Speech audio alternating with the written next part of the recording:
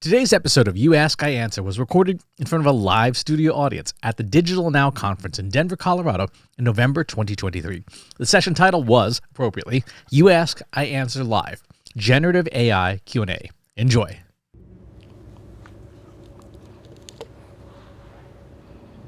So for these tools, I think this morning you mentioned if you're not paying for the tool, then you are the product. You're the product. Yes. You're using your data. Is the basic assumption, or I guess the question might be, if you wanted to use these tools and you didn't want to unnecessarily, have your data be part of the training, the universal training set, is the paid version, or is it something you explicitly have to sort of say, okay, I want to use ChatGPT, I'm going to pay for the premium version, do not vacuum up my data? So at least in ChatGPT, there's actually a setting in data controls that says you can turn off chat history, and it says at that point the data will not be stored in our models, in the paid version. That's not available in the free version. Anthropic, I have not paid for the Anthropic paid version yet because I haven't had a need to yet, but I would imagine there's some controls. And then as we saw in Courtney's presentation, the Azure stack has all those controls built into your Azure account. And that, I think that's pay as you go. So like it scales with usage, just like the OpenAI API is pay as you go. So you only get charged for what you use. Other questions? In the back there.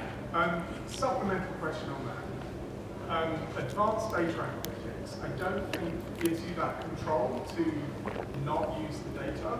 And I've heard a lot of different opinions as to whether data is actually stored and used in models. Do you know?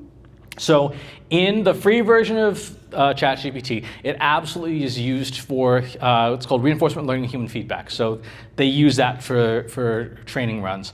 For the advanced features, as far as I know, if you check off the control in the main setting, that is globally applicable to all of the services from within ChatGPT, as far as I know. Yeah, because I think the way, there seems to be a lot of confusion coming. There seems to be a lot of confusion coming out of OpenAI about whether or not in advanced data analytics it's stored, because the context window works a little bit differently. And I think the control disappears when you pick advanced data analytics, but you can probably check that. Yeah, because I'm in ADA right now, and it is available. Okay. It seems to change week by week. So maybe now it's working, and you can forget my supplemental question. Well, it's a valid question, though. It's one of those things that it's our obligation as users to investigate the privacy policies and say, like, what are you doing with my data? I think with advanced data analytics in specific, it's also spinning up a virtual environment, a Python virtual environment, and that may or may not persist because of the nature of virtual machines and stuff. So that's a totally different architecture that they've built and kind of bolted on to the main GPT-4. Other questions?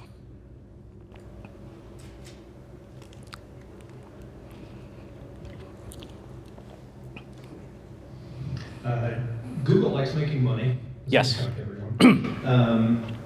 How do you see, you had some very salient points in regards to natural search, big drops. So question one, do you have any empirical data on what's happening to paid search?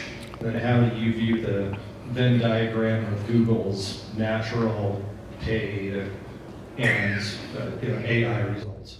We don't have any examples yet in search generative experiments of the deployment of ads, but we can see that in Bing. So Bing has paid ads within the GPT-4 results. And you can see like, hey, this isn't, and they mark it, this is an ad, but this is something you might want to check out as part of it. It's actually very compelling. It's because it's written in the same voice. You get that nice, slightly cheerful, sunny, GPT-4, like, hey, this is also a thing you might want to look at. And it'll be interesting to see how that turns out.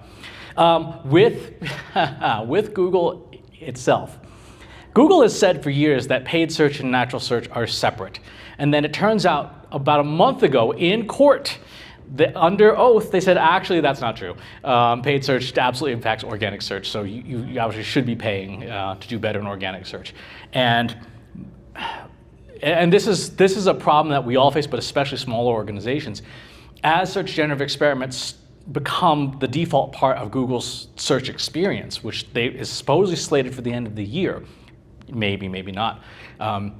the real estate that search generative experiments takes up means that you will have to pay for search listings because you will simply otherwise not be visible. When you go into a result, I have to go to my personal profile because it's not enabled here.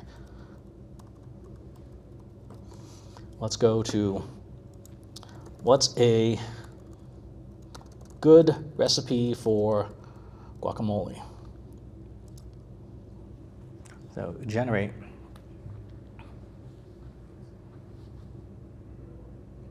Oh my gosh, you'd be able to get recipes without the backstory? Yeah, so you don't need the aunt's mother's 28 cousins, roommates thing. So here's some basic recipes. So identifies some. This takes up an enormous amount of screen real estate, right? So there will be ads probably up there, and most people are going to stop there. Most people who are curious, like, I got the answer, and there's a recipe here. How long should I cook a steak for medium rare? This one, it didn't even ask me if I wanted a result. It just did it.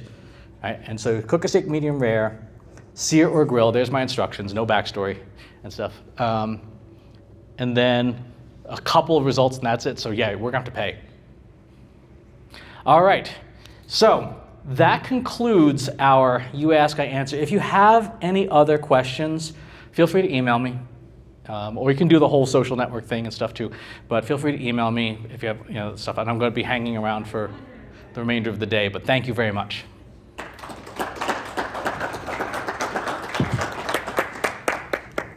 If you enjoyed this video, please hit the like button.